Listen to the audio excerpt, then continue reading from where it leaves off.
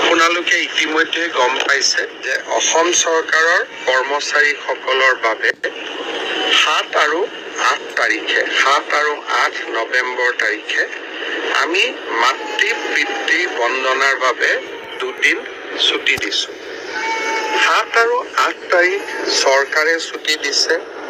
9 তাৰিখ ছট পূজা, 10 আৰু 11 তাৰিখ শনিবাৰ আৰু ৰবিবাৰ। এক কথাত ক'বলৈ গ'লে 7 তাৰিখৰ পৰা 11 তাৰিখ 5টা দিন চৰকাৰী কৰ্মচাৰীসকলে বন্ধ পাব। মাতৃ পিতৃ বন্দনাৰ উদ্দেশ্য হ'ল এই 5 দিন আমি যদি আগতীয়াকৈ পৰিকল্পনা কৰোঁ, মোৰ মা, মোৰ দেউতা, মোৰ শহুৰ, মোৰ শাহু, আমি বিভিন্ন মন্দিৰ, তীৰ্থস্থান বা পৰ্যটনস্থলীলৈ আমি লৈ যাব পাৰোঁ। পিতৃ মাতৃয়ে আমাক ডাঙৰ দীঘল কৰে। পিতৃ মাতৃৰ কৃপাতেই আমি জীৱনত সফলতা লাভ কৰোঁ। ব্যস্ত জীৱনৰ মাজত কেতিয়াবা পিতৃ মাতৃক আমি সময় দিব নোৱাৰোঁ।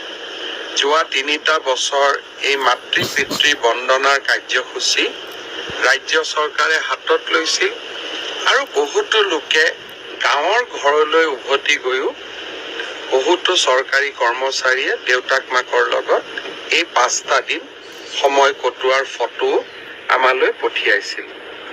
বহুতে মোক প্ৰশ্ন কৰে যে ব্যক্তিগত কোম্পানীত কাম কৰা সকলেই সুবিধা কিয় নাপায়।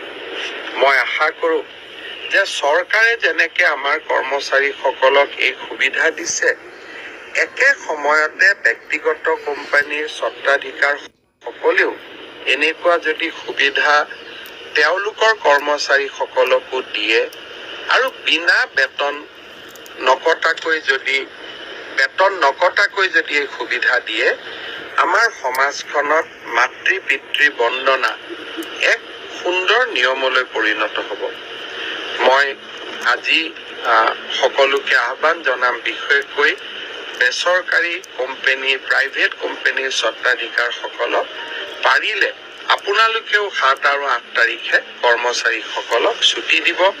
মই দাবী কৰিব নোৱাৰোঁ, কিন্তু আপোনালোকক মই বিনম্ৰতাৰে সৈতে অনুৰোধ জনাম।